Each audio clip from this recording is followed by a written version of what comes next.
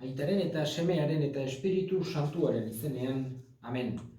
Jauna zuekin eta zure espirituarekin. Senideok, aitor ditzagun humiltasunez gure pekatuak, misterio santuak behar bezala ospatu ahal izateko.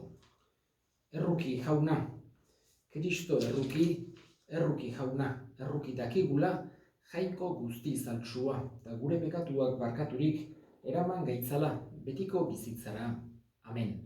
Egin dezagun otoitz. Iguzu jauna, beti bizi gaitezela zure izen santua maitatuz eta errespetatuz. Eta gida gaitzazu beti zure maitasunaren oinarriaren gainean bizi gaitezen. Jesu Kristo gure jaunaren bitartez, zurekin eta Espiritu Santuarekin jainko tarrege bizi baita gizaldi eta gizaldietan. Amen. Erregeen bigarren liburutik, 18 urte zituen Joakinek errege izaten hasi zenean, eta 3 hilabetez izan zen errege Jerusalenen.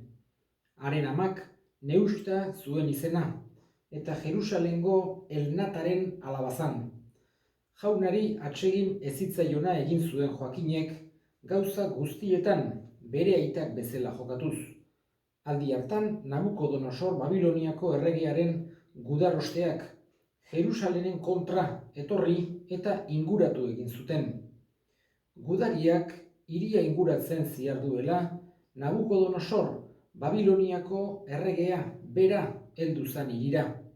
Orduan Joakin, Judako erregea, Babiloniako erregearen eskuetan jarri zen, bere ama, gortesau, buruzagi eta zerbitzariekin batera.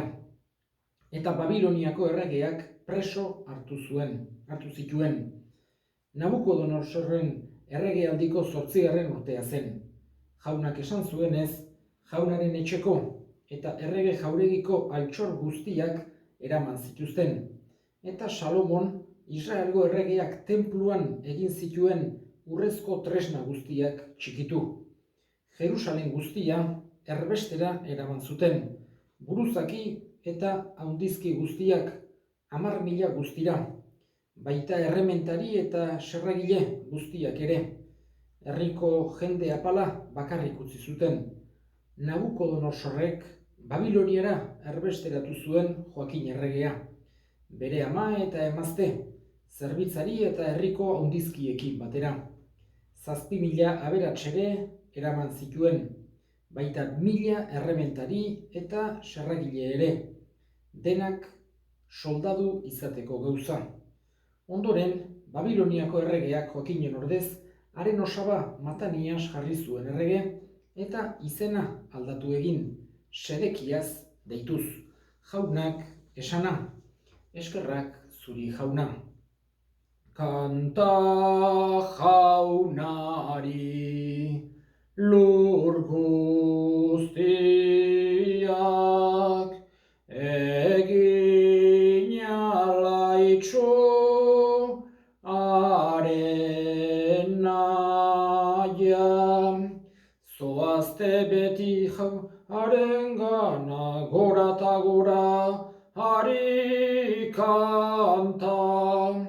Kanta jaunari, lur guztiak, egin alaitxu haren naia. Jauna zuekin eta zure espirituarekin Jesu Kristoren evangelioa, San Mateoren liburutik, haintza zuri jauna. Aldi hartan, Jesusek esan zien ikasleei, ez da nahikoa niri jauna esatea, zeruetako erreinuan sartzeko. Hauxe da beharrezkoa, zeruan dagoen nire aitaren nahia egitea. Epai egunean askok esango dute, jauna, ez algenuen zure izenean hitz egin, eta zure izenean deabruak bota, eta zure izenean mirari asko egin. Baina nik erantzungo diet, ez zaituztet inoiz ezagutu, alde nigandik gaizkileok. Beraz, nire hitza hauek entzuten eta betetzen dituena, bere etxea arkaitz gainean eraiki zuen gizon zentzudunaren antzekoa da. Egin zuen euria, Etorri ziren uholdeak, jo zuen haizeak, eta eraso zioten etxeari. Baina ez zen erori, harkaitz gainean oinarrituta zegoen eta. Nire hitz hauek entzun bai, baina betetzen ez dituena, bere etxea hondar gainean eraiki zuen gizon burugabearen antzekoa da. Egin zuen euria, etorri ziren uholdeak, jo zuen haizeak, eta eraso zioten etxeari. Eta erori egin zen, eta guztiz hondatuta gelditu. Jesusek hitzaldi hau amaitu zuenean, jendetza harriturik zegoen haren irakaspenaz. Autoridadez irakasten zuen eta ez lege maisuek bezala. Jaunak esana, eskerrak zuri jauna. Jesusen ezaugarri bat, eta ezaugarri horrek esan genezake jende guztia erakartzen zuela, bai bere jarraitzaileak eta baita bere kontrakoak ere, zan bere autoridadea. Jesusek autoridadez erakusten zuen. Jesusek itzal handiz bere gauzak eta bere dotrina eta bere berri ona ezagutzera ematen zuen. Eta bere autoridade hori, Jesusek zeukan autoridade hori, alde batetik zetorkion berak erakusten zuena, aldi berean berria, hau da nobedadea, gauz batzuk ohartzen ziren berriak zirela, baino oso koherentea zala aldi berean. Hau da, berak erakusten zuena, haientzako askotan nobedadea zan. Hain zuzen ere, gauza asko judutarrek oso sartuta zituztenak, Jesusek hankaz gora botatzen dizkie, baino ohartzen dira arrazoi duela. Batez ere haiek Moisesen legea nola ulertzen zuten. Larun bata, esate baterako. Haiek larun bata, kasik esan genezake absolutizatua zeukatela. Eta maitasunaren gainetikan jarriz. Eta Jesusek erakusten die, ez larun bata kunplitu behar ez denik, baizik eta nola kunplitu behar den. Eta haiek beti Moises aipatzen zuten horretarako, baino naiz eta bere kontra egon ohartzen ziren Jesusek esaten zuena koherentea zela. Edo denak senide bezala ikustea, baita atzerritarrak ere, haientzako ere harrigarria zan eta pixkat esan genezake eskandalosoa ere, Jesusek etsaiak maitatzen saiatu behar degula esaten zuenean, baino aldi berean ulertzen zuten gauza koherentea zela, berak erakusten zuenarekin. Hainbeste pasartetan, ohartu gaitezke, ulertzen zutela, Jesus nondik zijoan, eta amorruz, batez ere bere kontrakoak, bilatzen zuela, nondik bera harrapatu esateko Moisesen legea hausten ari zela, eta ez zuten inolaz ere lortzen. Beste aldetik, Jesusen autoridadea ere zetorkion bere bizi moduarengatik. Hau da, Jesusek ez zuen halako inongo itxurakeririk, ez da handi usterik, ez da holakorik. Jesusen bizitza ikaragarri humila zen. Eta garai hartan, pentsatu genezake eta pentsatu dezakegu, garai hartako jendeantzako autoridadea normalen erakusten zen gauza ikusgarriak erakutsiz. Eta gaur egun ere ez da gehiegi kanbiatu. Esan genezake, 1000 urte pastu direla, baino askotan gauzak ez direla gehiegi kanbiatu duen, ze arropak zituen pertsona batek, ze nolako etxea zuen edo jauregia, zenbat morroi, zenbat diru, ze akaso zerbitzariak edo ejerzito errege bat baldin bazan, eta holako gauzekin liluratu nahi zituen bestek. Jesusek ez zuen holakorik behar. Bere bizimodu sentziloak ematen zion beste guztioi baino askozaz ere autoridade handiagoa. Bestetik ere, bere autoridadea zetorkion Jesusi bere koherentziarengatik. Berak egiten baizuen esaten zuena, eta horrek ere pertsonari koherentzia handia ematen dio. Gu humanoak gera eta beti ez dugu lortzen, akaso gauz bat esan, baino gero ez dugu egiten. Pertsona batzuk akaso esan propio eta gero kontrako egiteko eta baino bestela ere gu humanoak gera eta saiatu beharra daukagu, baina akaso ez dugu beti lortzen, baina Jesusek bai, eta horrek ere harrituta uzten zituen pertsona guztiaiek. Jesusek erakusten zuena, esaten zuena, kumplitzen bai zuen. Eta azkenik, bere autoridadea ere zetorkion, gauza harrigarriak egiten zituelako. Alde batetik mirariak, eta mirariak egiteak pertsona bat izugarrizko autoridadea ematen dio. Harrituta gelditzen ziren, ezagutzen zuten pertsona itsu bat, jaiotzetik itsua zena, eta sendatzen zuen.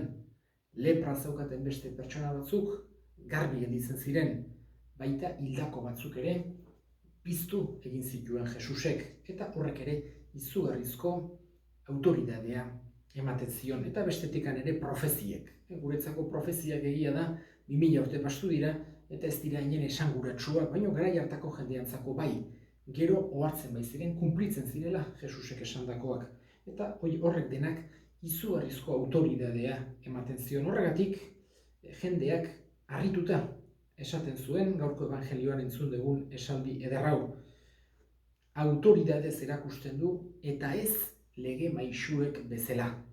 Oain esan ditugun ezaugarri guzti hauek, kasik lege maisu eta fariseoengan arki ditzazkegu, baino kontrako zentzuan ez baitzituzten kumplitzen, justo kontrakoa egiten baizuen itxurakeria, gauz bat esan da beste bat egin, gero halako etekina ekonomikoak eta atera nahi zituen, eta jakina miraririk eta ez zuen egiten. Horregatik Jesusen autoridadea askozaz ere handiagoa zen.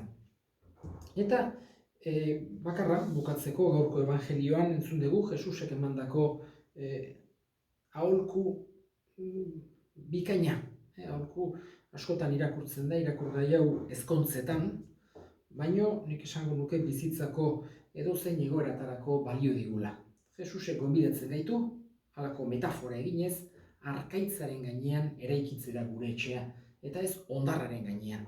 Gero zailtasunak etortzen direlarik, erasoak, uholdeak, eta ekaitzak, eta euriak, eta haizeak ez erortzeko. Eta Jesusek nahi duguk behintzat arkaitz gainean eraiki dezagula. Eta ulertu dezakegu alde batetik berarengan konfiantza jarrita, eta bestetik berak esandakoa, zuzenean literalki esan diguna, berak dioena entzun eta egiten saiatzen geranean.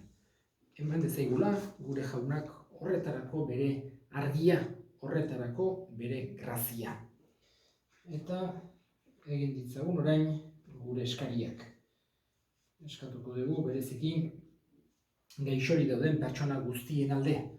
Jangoikoak osasuna eman dezaien, jangoikoak indarra eman dezaien, lagun urkoarengan laguntza eta ulermena aurki dezaten.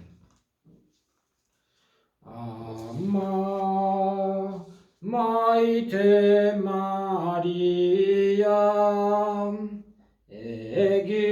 egiguzu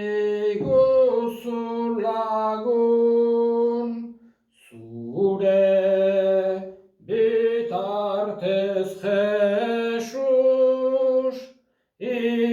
ikusi dezagun. Senideok egin dezagun otoitz guztiok batean, Eliza osoaren oparia jangoikoari eskaintzerakoan, jainkoa goresteko eta gizona salbatzeko. Onartu jauna, gorespen eta adiskidetze sakrifizio hau, bere botereaz garbituta, zuretzako gure maitasuna, opari atsegingarri izan dadin Jesu Kristo gure jaunaren bitartez, amen. Jauna zuekin eta zure espirituarekin gora bihotzak jaunagan dauzkagu, eskerrak jangoiko gure jaunari. Egokida eta zuzen, egokida bai eta zuzen, non nahi eta beti, zuri eskerrak ematea jauna, aita guztiz, santu, jangoiko alguztidun betiereko horri Jesu Kristo gure jaunaren bitartez. Bera da zure hitza, beronen bidez egin dituzu diren guztiak, bera bialdu diguztu salbatzaile eta erosleen, Espiritu Santuaren egitez gizon egina eta Birjinagandik jaioa.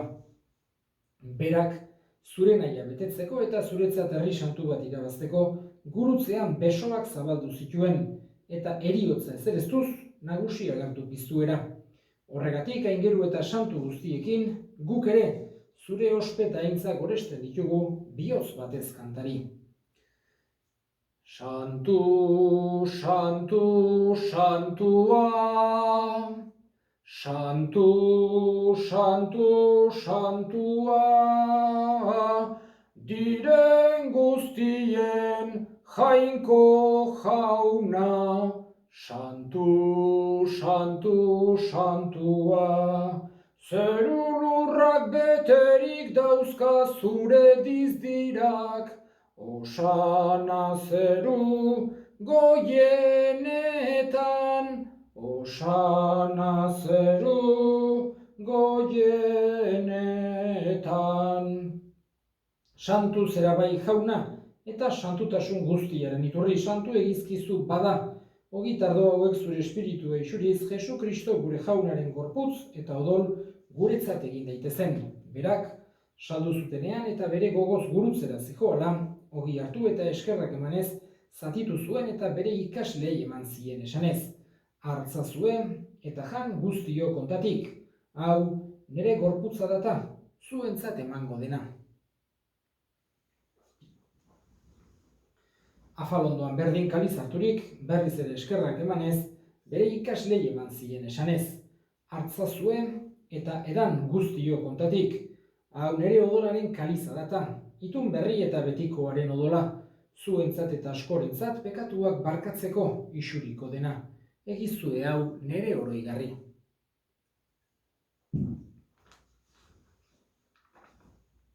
Hau da, sinismenaren misterioa, eta piztu zerala jauna, zu berriz etorri arte, hau dugu hau berri ona. Horregatik jauna, zure semearen eriotza, eta piztuera gogoratuz, biziaren ogia eta salvamenaren kaliza, eskaintzen dizkizugu zuri eskerrak emanez, aldarean zure sarbitzari onartu gehituzulako, eta apalik eskatzen dizugu Kristoren gorputz odolak hartzen ditugunok, Espiritu Santuak bat egin gaitzala.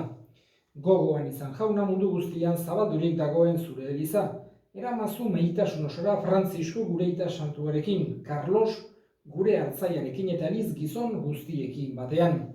Gogoan izan jauna pizteko itxaropenean joan diren gure senideak eta hildako guztiak, harritzazu zure aurpegiaren argitan.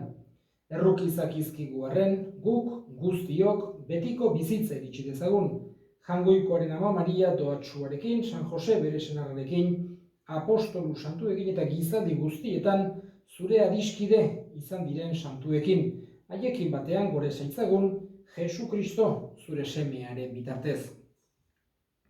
Honen bitartez, honekin eta honengan, zuri aita jangoiko alguztidun horri Espiritu Santuarekin batean, ospe eta aintza guztia, gizaldi eta gizaldi guztietan. Amen.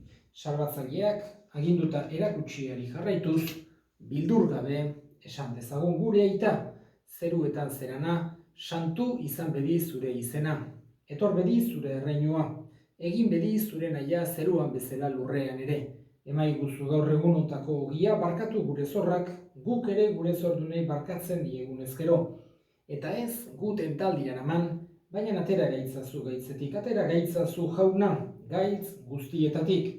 Emaiguzu pakea gure egunotan, zure errukiari eskarpekatutik garbi bizi gaitezen, eta estuadietan sendo, betiko zorionaren itxaropenean, Jesu Kristo gure salbatzailea, noiz etorriko den, zai gaudela, zurea dezu erregetza, zurea kospeta indarra, orain eta beti Jesu Kristo gure jauna, zuk esanada apostoluei pakea uzten dizuet, nere pakea ematen, begira zure elizaren sinismenari eta ez gure pekatuei, eta zure gogoaten bezala, emaiozu elizari pakea eman batasuna, errege bizi baizera, gizaldi eta gizaldietan, amen jaunaren pakea beti zuekin, eta zure espirituarekin. Emaiozue pakea elkarri.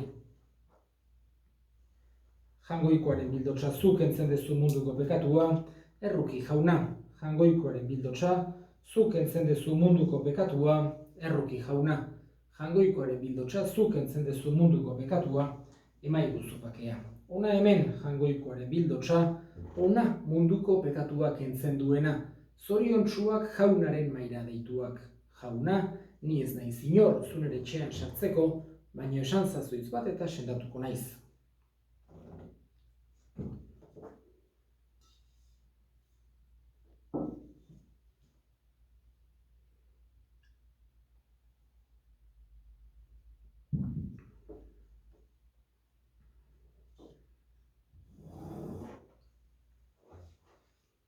Egin dezagun otoitz. Zure semearen gorputz eta odolez berrituta, zure ontasunetik eskatzen dugu Jauna, Eukaristia ospatzen dugun aldi bakoitzean, gure salbabidea gauzatu dadin Jesukristo, gure Jaunaren bitartez. Amen.